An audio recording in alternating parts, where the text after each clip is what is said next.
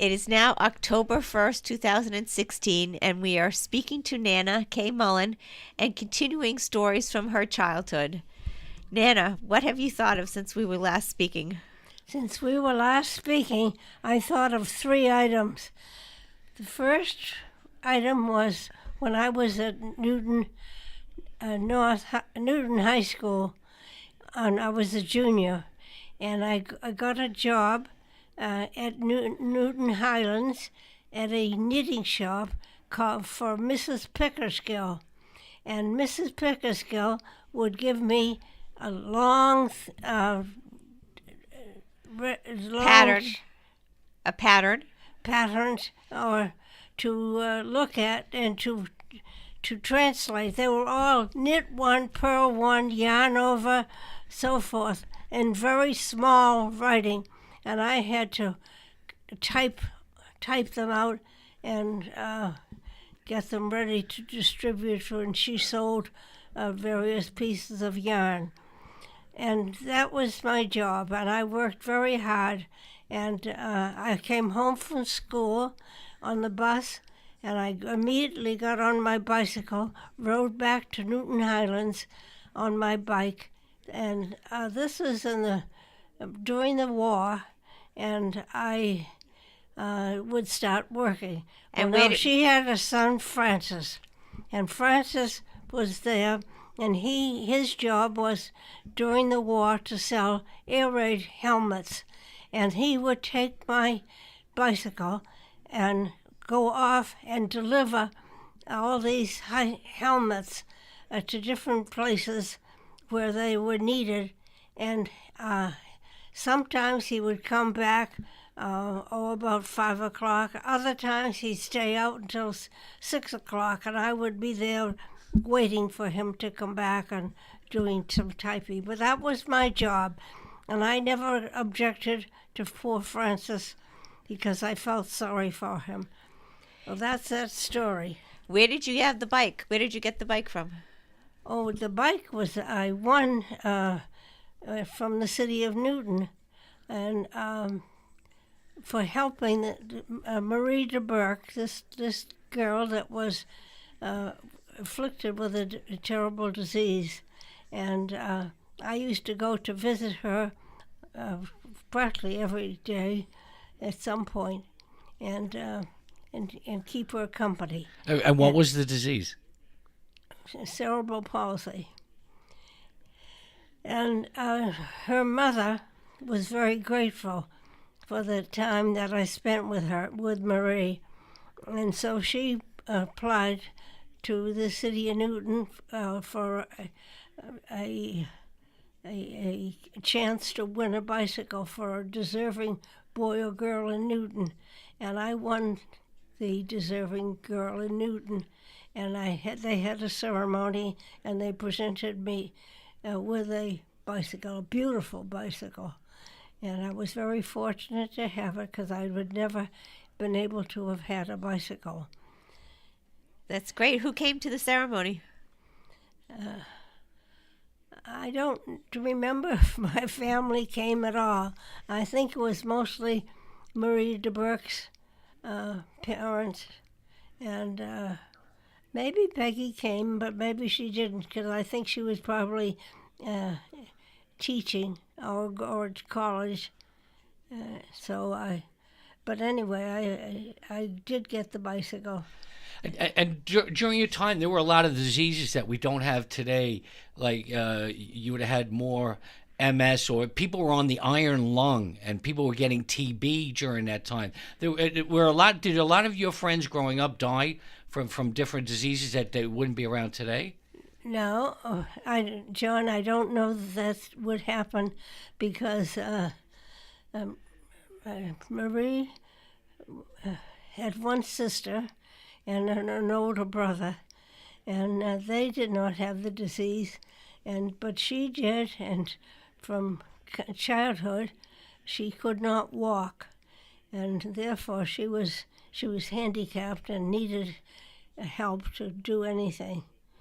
I don't think it wasn't a disease that was prevalent at that time. to my knowledge. What other stories have you thought of?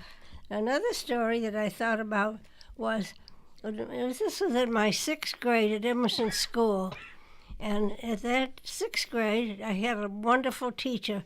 Her name was Kitty Sullivan. And she was the best teacher in the world.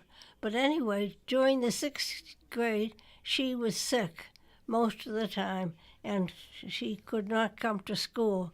So they left us with no one in the classroom to just do assignments that they would give us, and without a teacher.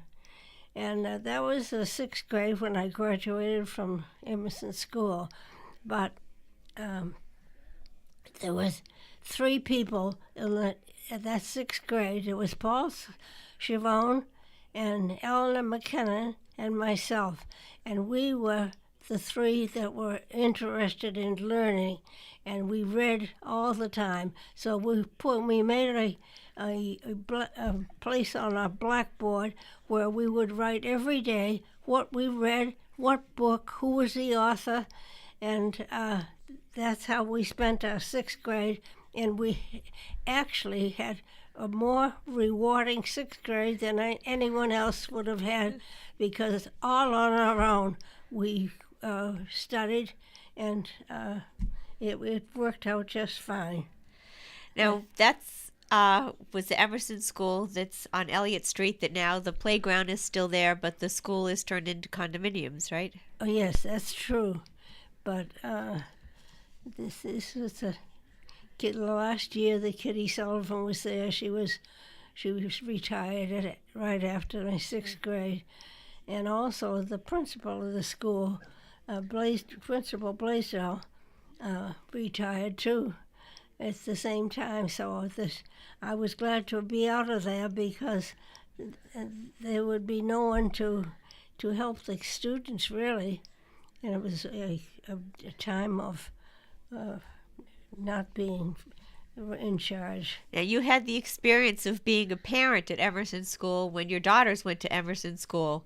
Was it a different school then, when Mary and Beth and I were there? Yes, it was the city of Newton took over, and by the time that you got there, the school was well run, and they would never let such a thing happen as happened in my grade.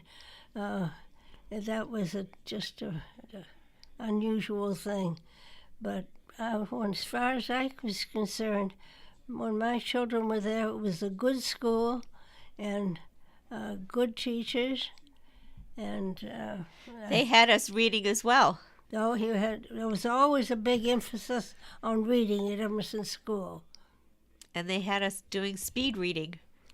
Oh, yes. And then after they had an opportunity to attend after school hours and go back to school, which my children did. And they learned so much at that time, both in math and in English. And you went every day, and every day they had assignments for you, and you were very faithful to it. Now, almost across the street from Emerson School, is Mary Immaculate of Lourdes. And did you attend church there while you were growing up? Yes, I did. I attended church there. I went to religious education programs, and this was another story I was going to tell you about. Just before I received confirmation, there was this man who his name was Joe Warren, and he would parade up and down the aisles, up and down, saying, "Our Father who art in heaven." Terrible. And the kids would laugh sometimes behind his back. But he got a hold of me, and he decided that I should apply to be a nun at someplace in New York, in Garrison, New York. And he wanted me very desperately. But one thing I did do to my parents, I didn't tell them too much, but I told them that, and my mother didn't like the idea either. And so she spoke to Mr. Warren and told him not to pursue his subject of trying to put me in the nunnery in New York, and she had no desire to have me leave home. Well, I'm very glad that you didn't do that.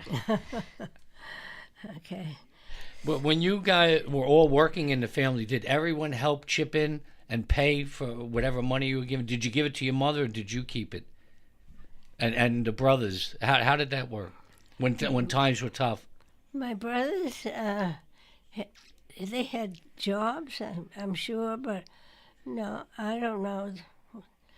If the money that I made, I certainly gave to my mother, right, every bit of it, and she provided me with everything that I needed.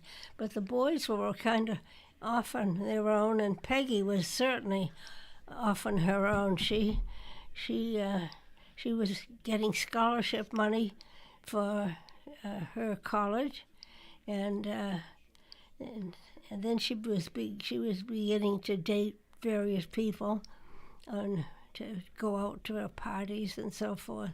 But that was the way she was, and I was never a party girl. No, you were stay home with your mom, girl. I stayed home with what? With your mother. Yes, I did. And with Uncle Dick. Well, Uncle Dick. Well, I had good friends too, girlfriends, and they used to come and visit me all the time here. And we didn't have a car, so we stayed around the home. So those are my things I was thinking about. The sixth grade and the confirmation class at Mrs. Pickersgill. Well, I think one of the things people would like to know is, how did you raise a family of 3 girls that one became a lawyer and 2 became a doctor? How did you do that? Because there would be very few families in the United States that would ever have the type of quality, or were you a disciplinarian, or how did you train them, you could say, to be in these professions? Did you push them in a certain direction? And maybe we would take each one. How was Mary to raise growing up, and then how was Kathy, and then how was Beth? And how did you steer them into the profession, or did they pick it? John, I wish I could say that I was responsible for my children's success, but I honestly cannot say that. I did everything I could for them, and I made sure that they got out to school on time. We had carpools, and they were going to Ursuline, and I did everything that they did. I was a part of everything that went on at school. I was there. However I got there, whether it was through my sisters or my brother, we were very active along with the children. When they were in plays, we were there. And as far as choosing what vocation they had, Kathy went to Boston College not knowing what she was going to do. She was a wonderful student, but as far as zeroing in on some particular vocation, or she did not do that until she graduated almost, and then decided that she was going to graduate school, and from there on it was very easy because she knew exactly what she wanted after she graduated from Boston College. But she went through the process of going through school without zeroing in on any particular thing. And what about Mary? Mary was a little different. Mary was interested in in other words, Mary associated with professors right away, and was very close to the people in charge of learning, and she also had John, her father, helping her to get into. She wanted to go to Harvard, of course, and she was applying for scholarships at Yale and Harvard and MIT, and that took up some time, and she took a lot of time probably away from Kathy. That Kathy did not. Kathy was more or less on her own, doing what she was doing. And what about Beth? What was her drive? Or how was she different from everyone? Or the same? Beth just went along. I don't know. I'd like to say she was swimming, but she wasn't swimming. She wasn't. It didn't have any particular focus, and we had no idea where she was going to go to college until the last minute. She decided she'd apply to Wellesley College, and she almost backed in there. She didn't care whether she got accepted or not, but she did, and they liked her very much. And she made out very well at Wellesley College. And there again, she had a tendency to want to be in medicine, and maybe Mary did too. Mary, I think from early on, her goal was to be a doctor or something in the medicine, and I think Beth really followed in Mary's footsteps. But as a child of Irish immigrants, you sound very nonchalant within one generation saying, oh, well, Mary will go to Harvard or Beth will go here. I mean, you really set your sights very high about choosing the schools. Of course we did. Yes, we did. We did set our sights very high for our children because they deserved it. They worked hard. They were not people that had interests outside of learning, and they were interested in music. We spent a lot of time learning the violin and the cello and so forth, and the flute, and that brought them into another part of their life where they were interested in music, and we had a lot of concerts we attended, and they took up our time, and that helped them to get into college too, because they were well recommended everywhere. Everyone thought highly of the Mullens. Did you consider yourself strict, and were you a disciplinarian raising them? No, not really. No, not really, because they didn't really require it. They were always helpful, and I want to say, I can't say they were perfect, but they had good ideas themselves, and my mother played a big role in their lives, and they were they were concerned about my mother all the time, and always wanted to please her, and we had a nice family life. And did John play much of a role? I know he was the one that was going into Boston all the time and working, I guess, for he spent Mr. a lot Bulger. of time with the kids, and Yeah. as far as their music was concerned, and making sure they got the right instruments and the right lessons, and always going to concerts, and and then when they were applying to college, he was right there. We're helping them with all the applications and so forth, and he never left them on their own. And they used to go to Kathy. We worked in his office for a while, a law office, and I know he was very helpful to Kathy.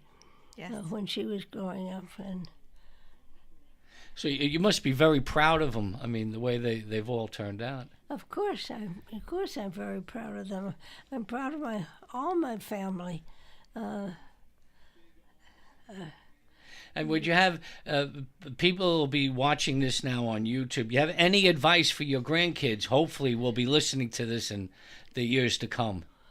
Well, I think if the grandchildren would settle down and pay attention to the things that are important in this world, I think, and if they studied, and they would come out all right. I don't know. Do you think there's too much distractions between the phones and the computers and everything like that? There wouldn't have been as many distractions when you were raising the three kids. But that's a beautiful thing, that they have access to the computers and all that. That's to their advantage today, and certainly they use that to the best of their ability. And if they had that in their early days, life would have been easier for them. But you don't think it distracts them maybe from reading books and doing other things? You think it adds to it then, the new technology? I think it adds to it very much. I couldn't find any fault with the iPods, and because they used them in moderation, whatever it was. And well, I'm sure they'll be glad to hear that when they're listening anyway. As they'll be listening probably on their iPad or their iPhone with the new technology. Well, I think the children now, they have a lot more different interests. The interest is in swimming as far as Beth's children. And then Mary's children, his big interest is music. And Kathy's children, I'm so proud of Lily that she seemed to take this job seriously at Perkins, because she had no idea of doing anything in that line, but she came out of the blue and she took to it. And I think there were two reasons. One was that she was just a helpful person, always wanted to help other people. And the other thing, she was so smart. She picked up on the language and the sign language, and she was just fitted in perfectly. And as for Maddie is good. Has got the opportunity of a lifetime in Washington, and I think she'll use it to the best. Well, this is part 2 of the first conversation was 45 minutes. Now we're on 25 minutes now. And any final words before we wrap up and try to get Madden, who's learning her new talents down in Washington, as you said, can put this all together in a nice little movie? Well, I think your mother would do that, Kathy, because Kathy is right there with her children, just as I was when my children were growing up. I was just as interested as Kathy is now with how her children are doing. How can I help them? That's what was my attitude. And did you show any favoritism to the three? Did you have a favorite, a non-favorite? I know that'd be kind of tough to answer, but you treated them all the same. No, I think we treated them all the same. I couldn't say that I favored one, because they were all wonderful to me and just good kids.